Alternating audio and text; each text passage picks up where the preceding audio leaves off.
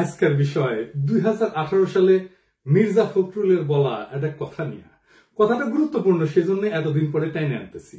উনি বলছিলেন বিএনপি শরিয়া আইনে বিশ্বাস করে না। আমি এটা আগে দেখি নাই, দেখে কিছুক্ষণ থমাইরা বসে থাকলাম। আমি এই প্রচারটা করতে চাই নাই, কারণ আমি মুসলমান না। আবার মোদির ফুয়ারা এসে বলতে থাকবে, শালা মালবান, তুই কেন এই বিষয় নিয়ে কথা কইস? তুই বাংলাদেশের মুসলমানদের মনকে বিষাক্ত করে দিতেছিস, তুই দেশকে অশান্ত বানায় রেখা ইন্ডিয়া লাভ করে দিতেছিস, তুই শালা রয় রেজেন। কিন্তু বাধ্য এক করতে হইল, কারণ বাংলাদেশের মানুষ এক মহাবিপদের সামনে পড়ছে। এই সমস্ত ভীরু কাপুরুষ ইন্ডিয়ার পশ্চিমের সামনে নত জানু রাজনৈতিক নেতা এবং দলের নেতাদের কারণে। মির্জা ফখরুল যে বিয়া করেছিলেন সেটা শরিয়া আইনে না, কাজী অফিসে যে বিয়া হয় সেটা শরিয়া নিকার শর্ত পূরণ করে এবং একই সাথে রাষ্ট্রীয় আইনের স্বীকৃতি দেয়। অর্থাৎ কাজী অফিসের নিকা আসলে শরিয়া প্লাস সিভিল আইনের কম্বিনেশন।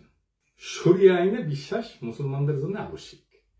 একজন মুসলমান কোরআন এবং সুন্নাহ মানেন, মানেই তিনি স্বীকার করেন যে সেখান থেকে নির্গত আইনই তার জীবনের বিধান। অতএব শরিয়া আইন মানা মানে আল্লাহর পাঠানো আইনগত কাঠামোকে মানা। এটা কোনো বিকল্প বা ইচ্ছিক বিষয় না যে আমি বিশ্বাস করলাম বা বিশ্বাস করলাম না, বরং ইমানের অপরিহার্য অনুষঙ্গ একজন মুসলমানের জন্য। ইসলামের মধ্যে শরিয়া আইন অস্বীকার মানে আল্লাহর সার্বভৌমত্ব অস্বীকার করা। এখন কেন মির্জা ফখরুল বলে যে বিএনপি শরিয়া আইনে বিশ্বাস করে না? এই যে এখন যে তারা বলে না যে মৌলবাদে তারা বিশ্বাস করে না, এটা ওই সময়ে দেওয়া সাক্ষাৎকারে আছে। মানে এটা সে দিছিল ইন্ডিয়ান এক্সপ্রেসের সাথে, মানে ইন্ডিয়ান মিডিয়ার সাথে দেওয়া সাক্ষাৎকারে এই কথাগুলো বলছে। আপনি এই নিউজ দেখান যে কোনো ইসলামী আলেমকে, তিনি কইবেন মির্জা ফখরুল এইভাবে আল্লাহর আইনি কর্তৃত্বকে প্রত্যাখ্যান করছেন, কারণ এটা তাওহীদের মৌলনীতির পরিপন্থী। শরিয়া আইন মুসলিম উম্মার আইডেন্টিটি এবং ঐক্যের কেন্দ্র। বাংলাদেশে এলিটদের মধ্যে এমন একটা অবস্থা হয়েছে না যে ইসলামের নাম আসলে ভয় কুকড়ায় যায়, যে মুসলমান হওয়াটা তার জন্য অপরাধ। পশ্চিমা রাষ্ট্র ব্যবস্থায় আইন হইল মানবীয় চুক্তির ফল, মানে সোশ্যাল কন্ট্রাক্ট। তাই সেটা পরিবর্তনশীল, ভগ্ন এবং বিভক্ত। কিন্তু মুসলমানদের একমাত্র নির্ভরযোগ্য আইন কাঠামো হইল শরিয়া আইন, যা কুরআন এবং সুন্নাহর সাথে সামঞ্জস্যপূর্ণ এবং উম্মাকে এক সূত্রে গাঁথে।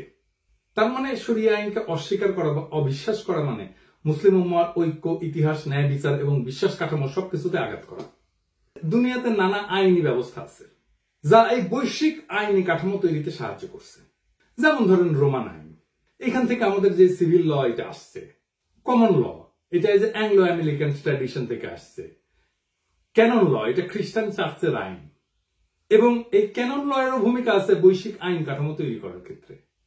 প্রাচীন হিন্দু আইন, এটারও তো বৈশ্বিক আইন কাঠামো তৈরি করার ক্ষেত্রে ভূমিকা আছে। চীনা আইন, এটাও তো ভূমিকা আছে বৈশ্বিক আইন কাঠামো তৈরি করার ক্ষেত্রে।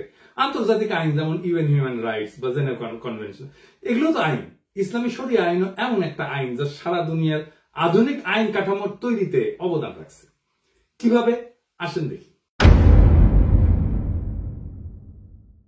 রোমান ল এবং আধুনিক পশ্চিম আইন শরিয়া আইন থেকে ধার করেছে।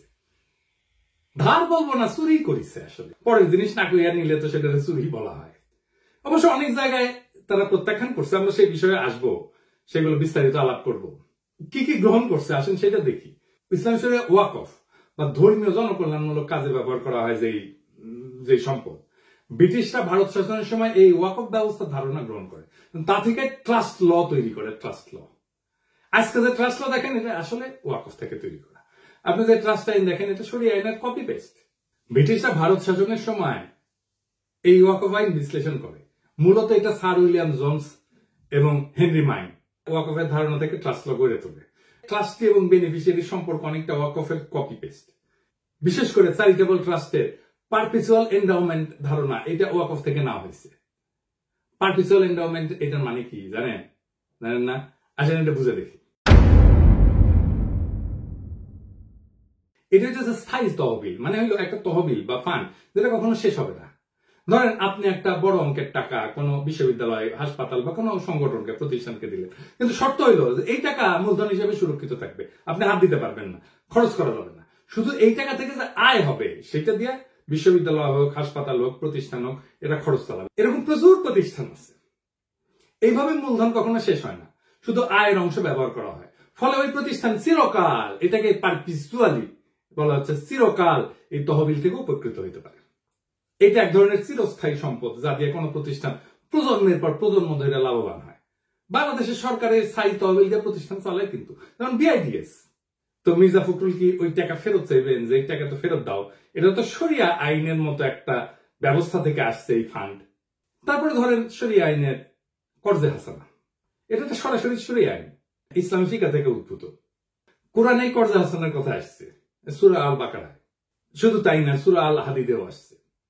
এর অর্থ হইল আল্লাহকে উত্তম ঋণ দেওয়া, মানে কারো উপকারে সুদ মুক্ত ঋণ দেওয়া, যা পরে ফেরত নেওয়া হবে কিন্তু কোনো সুদ বা মুনাফা নেওয়া যাবে না। ইসলামে এটা একটা সাদকা জারিয়া বা অবিরাম সওয়াবের কাজ হিসেবে ধরা হয়। আধুনিক পশ্চিম আইনে কিন্তু এটা গ্রহণ করছে, যেমন মাইক্রোফিন্যান্স, জিরো ইন্টারেস্ট লোন, এমনকি কিছু খ্রিস্টান চার্চ, ইহুদি কমিউনিটি, নন প্রফিট প্রতিষ্ঠান interest free community loan fund চালায়। আপনি জিরো ইন্টারেস্ট লোন বলতে পারবেন, কিন্তু যেই আইডিয়া থেকে এই জিরো ইন্টারেস্ট লোন আসলো সেই শরিয়া আইনের কথা বললে সেট করে উঠবেন। শরিয়াতে আমানা বা বিশ্বাস ভিত্তিক সম্পদ রক্ষা একটা বড় দায়িত্ব। এটা একটা খুবই মৌলিক কনসেপ্ট শরিয়া আইনের। মানে এই বিশ্বাস এইটা রক্ষা করাটা এটা দায়িত্ব, কিন্তু এটা অপরাধ না, কিন্তু রক্ষা না করলে, লঙ্ঘন করলে ক্ষতিপূরণ দিতে হয়। এটা ক্রিমিনাল অফেন্স না, ক্ষতিপূরণ দিতে হয়। পশ্চিমে এটা প্রতিফলন আছে ইকুইটি ল বা ল অফ ট্রাস্টে। এই ল অফ ট্রাস্টের ধারণাটা এই বিশ্বাস ভিত্তিক দায়িত্ব থেকে উদ্ভূত।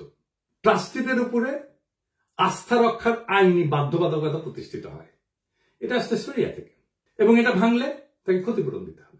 তারপরে ধরেন মিরাস আইন, যেটাকে স্ট্রাকচার ইনহেরিটেন্স বলা হয়, যেটা নিয়ে সেকুলারদের প্রচুর চুলকানি।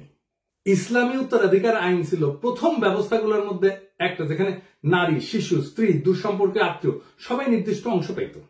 রোমান ল কিন্তু ছিল এটা পিতৃতান্ত্রিক, এটা নিয়ন্ত্রণ ছিল পিতৃতান্ত্রিক নিয়ন্ত্রণ ছিল। কিন্তু আধুনিক সিভিল কোড এবং ফ্রান্সে এই শরিয়া আইন থেকেই এই ধারণাটা নিয়ে কোড নেপোলিয়ান বা জার্মানিতে বিজিবি এই আইন তৈরি করা হয়। গণিত ভিত্তিক উত্তরাধিকার অনেকাংশেই এটা ইসলামী শরিয়ার কাছাকাছি। নেপোলিয়ান যে আইনটা করছিলেন ফ্রান্সে, আসলে এটা একটু মিলাই দেখি শরিয়া আইনের সাথে। কোড অফ নেপোলিয়ান এটা 1804 সালে ফ্রান্সে এটা প্রতিষ্ঠিত হয় এবং বিজিবি নামে 1900 সালে জার্মানিতে প্রতিষ্ঠিত হয়। তো এটা মিল কোথায়? যেমন ফিক্স শেয়ার, মানে বৈধ উত্তরাধিকারদের ফিক্স শেয়ার ইসলামী আইনে নির্ধারিত অংশে, যেমন ফরজ ফারায়েজ, ফরাসি কোডে এটাকে বলা হয় রিজার্ভ হেরিডিটারি। কিছু অংশ সন্তানদের জন্য সংরক্ষিত, আপনি ইচ্ছা করলেও সেটা বাতিল করতে পারবেন না। সন্তান এবং স্ত্রীর জন্য একটা প্রায়োরিটি আছে ইসলামেও, স্ত্রী, স্বামী, সন্তান, পিতামাতা এদের অংশ সুনির্ধারিত। এই নেপোলিয়ান কোডেও স্পাউস মানে স্ত্রী এবং লেজিটিমেট চাইল্ড, বৈধ সন্তান, এদের জন্য লিগাল মিনিমাম একটা ইনহেরিটেন্স ধার্য করা হয়েছে। এবং ম্যাথমেটিক্যাল প্রিসিশন আছে ইসলামে, অঙ্ক করে ভাগ করে দেওয়া। নেপোলিয়ান সিস্টেমে এই বন্টনটা নির্দিষ্ট ক্যালকুলেশনের মাধ্যমে নির্ধারিত হয়। মানে ধরে যদি একজন স্ত্রী এবং 2 সন্তান থাকে, তাহলে কার অংশ কত হবে, স্ত্রী কত পাবে, সন্তান কত পাবে, সেটা আইন দিয়ে নির্ধারিত এই নেপোলিয়ান লয়। তারপরে ধরেন উইল করার ক্ষমতা। ইসলামে কিন্তু উইল করে সম্পদের সর্বোচ্চ 1/3 বিতরণ করা যায়, তার চেয়ে বেশি না। বাকি অংশ আইন মাফিক বন্টন করা হবে তার উত্তরাধিকারদের সাথে। নেপোলিয়ান কোডেও আপনি উইল করে কেবল নির্দিষ্ট অংশ বিতরণ করতে পারবেন, বাকিটা আইনের নির্ধারিত অংশ অনুযায়ী হবে। তারপরে ধরেন টর্ট আইন বা দিয়া, সিভিল কম্পেনসেশন যেটাকে বলা হয়, এটার ঐতিহাসিক শিকড় কিন্তু শরিয়াতে। শরিয়াতে ইচ্ছাকৃত ক্ষতি বা অনিচ্ছাকৃত মৃত্যুর জন্য ক্ষতিপূরণ, যেটাকে বলে দিয়া। পশ্চিমেও টর্ট ল বা ডেলিক্ট এটা তৈরি হয় এই ধারণা থেকে, কারো উদ্দেশ্যে কেউ ক্ষতিগ্রস্ত হইলে ক্ষতিপূরণ দিতে হবে। যদিও শরিয়াতে ব্লাড মানে এটা নির্ধারিত, কিন্তু পশ্চিমে এটা আদালতের বিবেচনায়। তবু মৌলিক নীতিতে কিন্তু মিল আছে। এইবার আসেন পশ্চিমারা কি নিয়ে হাউকাউ করে। আমি সবকটা নিয়ে আলাপ করবো না, দীর্ঘ হয়ে যাবে, তবে একটা নিয়ে আলাপ করব, সেটা হচ্ছে সাক্ষ্য নিয়ে। নারীদের সাক্ষ্য দেওয়া অর্ধেক গণ্য হওয়া নিয়ে। পশ্চিমারা শরিয়া আইন অনুসারে নারীর সাক্ষ্য অর্ধেক গণ্য হয়, এটাকে গ্রহণ করে না। শরিয়ায় নির্দিষ্ট ক্ষেত্রে, সব ক্ষেত্রে না কিন্তু নির্দিষ্ট ক্ষেত্রে, যেমন আর্থিক লেনদেনের ক্ষেত্রে নারীর সাক্ষ্য পুরুষের অর্ধেক, এটা সত্য। পশ্চিম আইন নারী পুরুষের সাক্ষ্যকে সমান মর্যাদা দেয়, সেজন্য ওরা বলে এই শরিয়া আইন এটা জেন্ডার নিউট্রাল না, নারীকে ক্ষমতাকে খর্ব করা হয়েছে, নারীকে অসম্মান করা হয়েছে। ইসলামী শরিয়াতে নির্দিষ্ট কিছু ক্ষেত্রে নারীর সাক্ষ্য পুরুষের তুলনায় অর্ধেক, এটা বিধান আছে, বিশেষ করে আর্থিক লেনদেন সংক্রান্ত বিষয়। এটার আবার কতগুলো কারণ আছে। একটা হইতেছে সাংঘর্ষিক পরিবেশে নারীর ঝুঁকি কমানো, প্রোটেক্টিভ লজিক। এটা মানে ইসলামী সমাজে নারীদের দায়িত্ব কিন্তু মূলত পরিবার কেন্দ্রিক। বিচারালয় বা আদালতে উপস্থিত হওয়া ছিল এক ধরনের সামাজিক অস্বস্তির বিষয়, এখনো তাই, এমনকি পশ্চিমা সমাজও তাই। তাই আর্থিক বা অপরাধমূলক মামলায় নারীদের বাধ্যতামূলক সাক্ষী না বানায় সহযোগী সাক্ষী হিসেবে রাখা হয়েছে। এটা কিন্তু সুরক্ষামূলক শর্ত, এটা কিন্তু অবমাননা না, দমনমূলক না। মনস্তাত্ত্বিক এবং আবেগজনিত পার্থক্য আছে। অনেকে বলেন, যেমন ধরেন সাধারণত নারীরা বেশি সংবেদনশীল হয়, আবেগপ্রবণ হয়, তাই কোনো চাপে বা ভুল ব্যাখ্যার ঝুঁকি থেকে দ্বিতীয় নারী সাক্ষী রাখার মাধ্যমে স্মরণ করে দেওয়ার একটা পদ্ধতি নির্ধারিত হয়েছে। এবং আমরা দেখবো যে আধুনিক পশ্চিমা আইনেও এটাকে অনুসরণ করা হয়েছে। আমরা একদম তাই মিলাই দেব। তো এইটা কিন্তু নারীকে অযোগ্য বলা না, বরং মানসিক এবং সামাজিক প্রেক্ষাপট বিবেচনায় ন্যায্যতা নিশ্চিত করার চেষ্টা। আর নারীর সাক্ষ্য তো সব ক্ষেত্রে অর্ধেক না। যেমন ধরেন ধর্ষণ, প্রসব, নারীর শারীরিক অবস্থা ইত্যাদি ক্ষেত্রে নারীর একক সাক্ষ্যই যথেষ্ট। সুদ, চুরি, হত্যা এই সমস্ত অপরাধে সাক্ষ্য হয় গ্রহণযোগ্যভাবে, নিরপেক্ষভাবে। শুধুমাত্র আর্থিক চুক্তি এবং দলিল এই ক্ষেত্রে দ্বৈত নারীর সাক্ষ্য প্রয়োজন হয়। আরো কারণ আছে, যেমন নারীকে সাক্ষ্যদানে বাধ্য না করা, এটা হচ্ছে বার্ডেন রিডাকশন। এটার অর্থ কি? ধরেন ইসলামে সাক্ষ্যদানের দায়িত্বকে এক ধরনের সামাজিক এবং নৈতিক বোঝা হিসেবে দেখে। নারীকে এই দায় থেকে পুরোপুরি অব্যাহতি না দিয়া সহযোগী করে রাখার মাধ্যমে তার উপরে চাপ কমানো হয়েছে। ইসলামে কিন্তু সাক্ষ্য মানে শুধু বলা না, ইসলামের সাক্ষ্য হচ্ছে একটা কসম এবং দায়বদ্ধতা, শাহাদা। ভুল সাক্ষ্য দিলে গুনাহ হয়, শাস্তিযোগ্য এটা। অর্থাৎ নারীর উপরে কম দায় চাপায় তাকে আইনি ভুলের ঝুঁকি থেকেও সুরক্ষা দেওয়া হয়েছে। এটা এক ধরনের রহমতমূলক বিধান। এটাকে লিঙ্গ বৈষম্য বলবেন? নারী সর্বক্ষেত্রে তো অর্ধেক না, ক্ষেত্রে ক্ষেত্রে নারী একক সাক্ষী হইতে পারে। এটা নারীর অযোগ্যতা প্রমাণ করে না, নারীর জন্য আলাদা সামাজিক ভূমিকা এবং দায় বিবেচনা কইরা এটা নির্ধারিত করা হয়। এটা আধুনিক মানবাধিকার পরিপন্থীও না, বরং ইসলামে কিন্তু সমতা না, ইসলামে বলা হয় জাস্টিস, ন্যায় বিচার, ইনসাফ। তাই সবাইকে সমান বলা না, উপযুক্ত দায়িত্ব দেওয়াটাই উদ্দেশ্য। আসেন আরেকটু বুঝে দেখি ইসলামের ধারণার আরেকটু গভীর দর্শন নিয়ে আলাপ করি। ইসলামের ন্যায় বিচার মানে সবার সাথে একরকম আচরণ না, বরং যার যা দায়িত্ব তার জন্য সেই অনুযায়ী বিধান। তাই সাক্ষ্য দেওয়ার দায়িত্ব প্রেক্ষাপট ভিত্তিক ভাবে নির্ধারিত।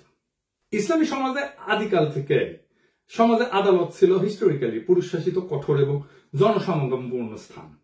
নারীদের জন্য আদালতে গিয়ে অচেনা পুরুষদের সামনে যুক্তি, স্মৃতি, প্রশ্নোত্তর, জেরা এই সমস্ত ছিল সামাজিকভাবে অস্বস্তিকর এবং সম্ভাব্য অপমানজনক। তাই শরিয়া বলছে যে একজন নারী একা সাক্ষ্য না দিয়ে আরেকজন নারী থাকুক, যেন ভুল হইলে সে স্মরণ করাই দিতে পারে। এটা নারীর জন্য মানসিক সুরক্ষা। আমরা আগে আলোচনা করছি আইনি দায় এবং পাপের ঝুঁকি থেকে সুরক্ষা। মানে ইসলামে তো সাক্ষ্য দেওয়া মানে শুধু তথ্য দেওয়া না, এটি ইমানের অংশ এবং কসমের মতো গুরুত্বপূর্ণ। মিথ্যা সাক্ষ্য বা ভুল তথ্য দিলে সেটা গুনাহ এবং সামাজিক আইনি অপরাধ। তাই নারীর উপর একা সাক্ষ্য দেওয়ার ভার না দিয়ে তার পাশে আরেকজন নারী রাখা হয়েছে, মানে কেউ ভুল করলে যথাযথ সংশোধন হয়। এমনকি গবেষণাও দেখা গেছে যে নারীরা সাধারণত ব্যক্তিগত স্থিতিতে ভালো হইলেও নির্ভুল সংখ্যাগত তথ্য বা দীর্ঘমেয়াদী ডিটেইল বিষয়ে ভুল করার সম্ভাবনা পুরুষের চেয়ে বেশি, বিশেষ করে পূর্ব আধুনিক সমাজে। তাই জটিল আর্থিক বিষয় বা দলিলের ক্ষেত্রে এক নারীর ভুল হইলে আরেকজন তাকে রিমাইন্ড করতে পারে। এটা মানবিক এবং প্রামাণ্যমূল্য সুরক্ষা। তারপরে সামাজিক সম্মান রক্ষা। একজন নারীকে আদালতে একা পাঠায় পুরুষদের মাঝে দৃষ্টির কেন্দ্রে দাঁড় করানো সমাজে তার ইজ্জত, পর্দা, সম্মান ক্ষুণ্ণ হইতে পারত। তাই শরিয়া বলছে যে তিনি একা না যান, পাশে আরেক নারী থাকুক। এটা সামাজিক এবং সাংস্কৃতিক সুরক্ষা নিশ্চিত করবে। আবার দেখেন পুরুষরাও কিন্তু শরিয়া আইন অনুযায়ী একা সাক্ষ্য দিতে পারেন না কিছু কিছু ক্ষেত্রে, যেমন ব্যভিচার। এর জন্য 4 জন দরকার সাক্ষ্য পুরুষের।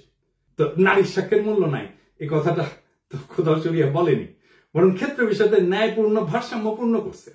এখানে নারীকে দুর্বল বা অযোগ্য ধরে নেওয়া না, বরং তার সামাজিক অবস্থান, মানসিক চাপ, ধর্মীয় দায় এবং সম্মান সবকিছুকে সম্মান করে তাকে একা না সহযোগী রেখে সাক্ষ্যদানে যুক্ত করা হয়েছে। এই যে ইসলামী শরিয়ার একটা ব্যতিক্রমী দৃষ্টিভঙ্গি নারীর প্রতি, এইটা আধুনিক আইনি কাঠামোর জেন্ডার নিউট্রাল ইকুয়ালিটির ধারণা হচ্ছে কনটেক্সচুয়াল জাস্টিসে এখানে বেশি জরুরি। এমনকি ফেমিনিস্ট আইন বা আমাদের নারীবাদী আইনের কোন ধারণার সাথে শরিয়ার কোন কোন বিধান সমান্তরাল বা সমরূপ।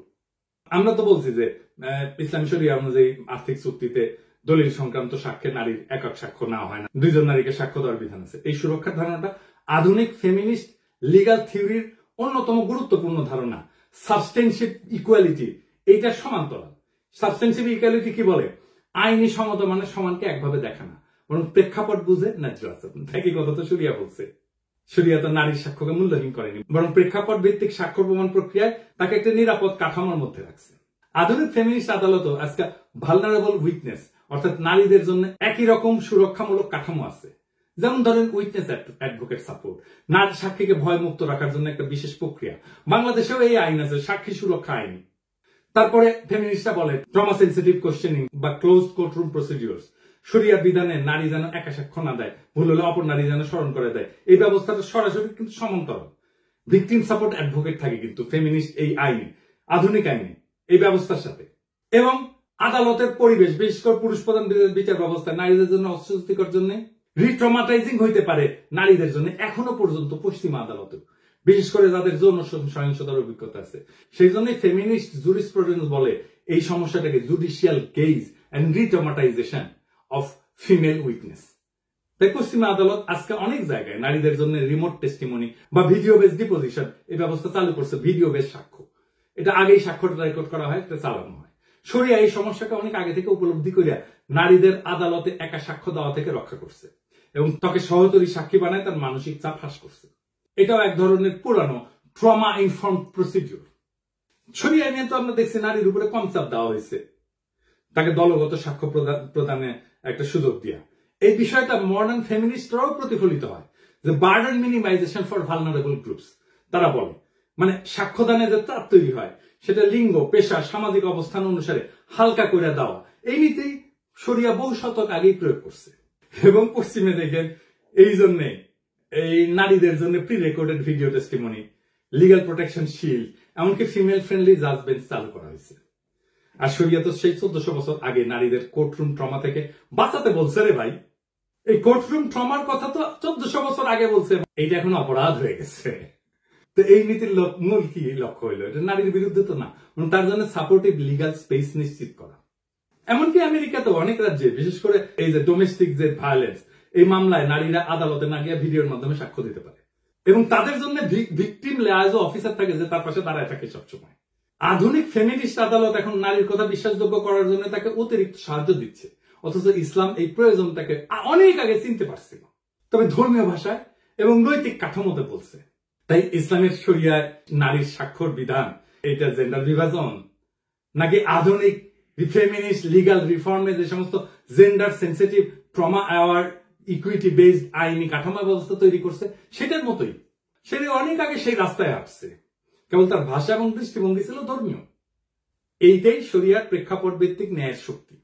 আর উল্টা বুঝলি রাম, যার জন্য অ্যাপ্রিসিয়েশন পাওয়া দরকার ছিল সেটা দিয়া আপনারে ইন্ডিয়া বাড়ি দিবে। আর আপনি মুখ বুঝে শোনেন, মির্জা ফখরুল যদি শরিয়া নিয়ে ডিটেলস গুলো জানতেন তাহলে তো বেকুবের মতো উত্তর দিতেন না। উনি কি বলতে পারতেন না নন মুসলিম দেশগুলোর তালিকা যেখানে শরিয়া আইন আংশিক ভাবে চালু আছে, যেমন ইথিওপিয়া, এটা তো খ্রিস্টান সংখ্যাগরিষ্ঠ দেশ, মুসলিমদের জন্য পারিবারিক আইন এবং উত্তরাধিকার শরিয়া আইন মোতাবেক চলে। এমনকি ইসরায়েলে, এটা তো ইহুদি সংখ্যাগরিষ্ঠ, মুসলিম নাগরিকের পারিবারিক এবং ব্যক্তিগত আইনে শরিয়া আদালত চলে ইসরায়েলে, এটা সরকার অনুমোদিত। এমনকি ভারতে এটা মুসলিম পার্সোনাল ল আছে না, বিয়া, তালাক, মোহর, মিরাজ, এই সমস্ত এটা আইনে স্বীকৃত। সিঙ্গাপুরে, এই যে সিঙ্গাপুরে, এটা তো বৌদ্ধ খ্রিস্টান সংখ্যাগরিষ্ঠ, এখানে শরিয়া কোর্ট আছে মুসলিমদের পারিবারিক বিষয় বিচার করার জন্য। কেনিয়া, এটা খ্রিস্টান সংখ্যাগরিষ্ঠ দেশ, এখানে খাদি কোর্স আছে মুসলিম পারিবারিক উত্তরাধিকার আইন নিয়ে রায় দেয়। ফিলিপাইনে ক্যাথলিক সংখ্যাগরিষ্ঠ দেশ, এটা মুসলিম স্বশাসিত অঞ্চলে শরিয়া আদালত কার্যকর আছে। এমনকি ইউকেতে, যুক্তরাজ্যে, এটা তো খ্রিস্টান সংখ্যাগরিষ্ঠ দেশ, এখানে শরিয়া কাউন্সিল আছে, ইসলামিক ট্রাইব্যুনাল আছে, এটা ঐচ্ছিক পারিবারিক সালিশ হিসেবে এটা ইউজ করতে পারে, ব্যবহার করতে পারে। অস্ট্রেলিয়া, এটা তো খ্রিস্টান সংখ্যাগরিষ্ঠ দেশ, এটা মুসলিম কমিউনিটির মধ্যে শরিয়া ভিত্তিক মধ্যস্থতা, এটা নন বাইন্ডিং, এটা চালু আছে। সেদিন দেখলাম এই যে গণ অধিকার পরিষদের রাশেদ বলছে আমাকে নিয়ে যে আপনি অনেক ইসলামিক মূল্যবোধের বক্তব্য প্রচার করেন, সে আপনি কেন আজও ইসলাম ধর্ম গ্রহণ করেননি? আমি বলি কি রাশেদ, হুদাই আমার পিছে লাগতে এসে না, নিজের মূর্খতা প্রকাশ করিল না। দুনিয়াতে অমুসলিম ইসলামিক স্কলার নাই, তারা ইসলাম নিয়ে কথা বলে না, লেখালেখি করে না, গবেষণা করে না। এই যে ইগনাস গোলসিয়ার নাম শুনিস জীবনে? শোনো নাই, উনি হাঙ্গেরির লোক ছিলেন, আধুনিক ইসলামিক স্টাডিজের অন্যতম প্রতিষ্ঠাতা। হাদিস নিয়ে যত মৌলিক গভীর গবেষণা হয়েছে এই ভদ্রলোক করেছে। জোসেফ শার্টের নাম শুনিস কোনদিন? ইসলাম শিক্ষা এবং শরিয়া আইন বিষয়ে গুরুত্বপূর্ণ গ্রাউন্ড ব্রেকিং গবেষণা করছে। আধুনিক যুগে মন্টেগমেরি ওয়াট নাম শুনিস? নবী করিম পিস বি আপন হিম ওনার জীবন এবং ইসলামের প্রারম্ভিক ইতিহাস নিয়ে যে বিখ্যাত কাজটা সেটা ওনার করা। মুসলমান না হলে ইসলাম নিয়ে কথা বলা যাবে না, কোন নিষেধ আছে নাকি ইসলামে? তো তুমি তো মুসলমান, মির্জা ফখরুল মুসলমান, অন্তত নামে মুসলমান, তো পারো না কেন এমন একটা ব্যাখ্যা দিতে এতদিনেও সরিয়া নিয়া? পারো না জন্যই তো আমারে কইতে হয়, শুধু পারো না তা না, ওরা যা চায় ইন্ডিয়া যা চায় সেটা কইয়া আসো। রাজনৈতিক দল করছো, দূতাবাসের তো দাওয়াত টাওয়াত দাও, তো সবাই ডাকো একদিন দেখি হোটেলে, গণ অধিকার পরিষদের তরফ থেকে, খরচ আমি দিমু, বলো আমরা সরিয়া নিয়া গণ অধিকার পরিষদের অবস্থান ব্যাখ্যা করব, তারপরে সেটা ভিডিও করো, তুমি নিজে করো, দেখি কেমন পারো। আমি কেন মুসলমান হই না তার আগে দেখাও তুমি কোন মাপের মুসলমান হইতে পারছো। এটা একটা মুসলমান প্রধান দেশের রাজনৈতিক দলের নেতা হিসেবে তুমি কতটা যোগ্য সেটা প্রমাণ দাও আগে।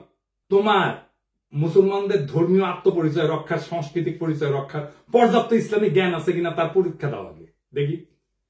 আমি তো চুপ হয়ে চাইতেই পারি যে কোনো সময়, কিন্তু দেখি তোমার হ্যাডম কেমন, তোমাদের হ্যাডম কেমন, দেখতেছি তো হ্যাডম। বাংলাদেশে 82% মানুষ ছড়িয়ে আনছে, জানো এটা? এটা 2015 সালের কথা। কেন চায় তারা মুসলমান? তাই চায় না, তারা এই জন্য চায় যে সমাজে ইনসাফ লাগে, তাছাড়া রাষ্ট্র চলে না, রাষ্ট্র টিকে না।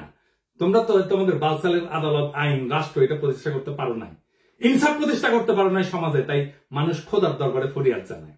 একজন মুসলমান যখন বলে আমি শরিয়া আইনে বিশ্বাস করি না, সে তো আসলে শুধু একটা আইন, একটা ঐতিহ্য, একটা বিশ্বাস, একটা সভ্যতা এবং একটা আত্মপরিচয়কে অস্বীকার করে। এই অস্বীকার শুধু ব্যক্তিগত মত না, বরং তা মুসলিম উম্মার অন্তর্নিহিত ঐক্যের ভিত কাঁপায় দেয়। মির্জা ফখরুল হয়তো ইন্ডিয়ার সাথে কৌশল করতে চাইছে, হয়তো তিনি ভাবছেন ভারত বা পশ্চিমের মনোভাব তুষ্ট করলে রাজনীতির সুবিধা পাওয়া যাবে, কিন্তু তিনি ভুলে গেছে নিজের ভিত্তি কাটলে কৌশল কিছু করতে পারে না, থাকে শুধু পতনের গর্ত। আজকে বাংলাদেশের কেউ শরিয়ার নাম নিলে তাকে মৌলবাদী বলা হয়, পশ্চাৎপদ বলা হয়, কিংবা লিবারেল দুনিয়ার শত্রু বলা হয়। অথচ আন্তর্জাতিক আদালত থেকে শুরু করে আধুনিক ফেমিনিস্ট আইনের ভিত পর্যন্ত বহু প্রভাব আজ ইসলামী শরিয়ার চিন্তা থেকে আসছে। কাজেই প্রশ্ন একটাই, আপনি শরিয়ার শত্রু নাকি অজ্ঞ? আপনি আত্মপরিচয়ের পক্ষে নাকি রাজনৈতিক গোলামীর খাঁচায় বন্দী? আপনি কাদের প্রতিনিধি, আপনার ধর্মীয় সংস্কৃতির নাকি আপনার প্রতিপক্ষের? শরিয়া মানে কেবল শাস্তি না কিন্তু, বরং তা একটা অন্তর্নিহিত ন্যায়ের ভাষা। আর এই ভাষা অস্বীকার করা মানে কেবল ধর্ম না, নিজেকে, নিজের সংস্কৃতিকে সেটাকে অস্বীকার করা। যার ধর্ম তুমি ধারণ করো তার বিধানকে অপমান করিয়া তুমি কাকে সন্তুষ্ট করবা, আর কাদের কাছে নিজেকে বিকায় দিতেছো? এই প্রশ্ন ফুরাবে না যতদিন পর্যন্ত একজন নেতা দাঁড়ায় বলবে আমরা শরিয়াতে বিশ্বাস করি না। বাংলাদেশকে তার সংস্কৃতি, তার ধর্মের উপরেই দাঁড়াইতে হবে, সেটাই বাংলাদেশের নিয়তি, এবং সেইটাই বাংলাদেশের স্বাধীনতা, সার্বভৌমত্ব, আঞ্চলিক অখণ্ডতা এবং মানব সত্তার মর্যাদা রক্ষা করবে। ইনকিলাব জিন্দাবাদ।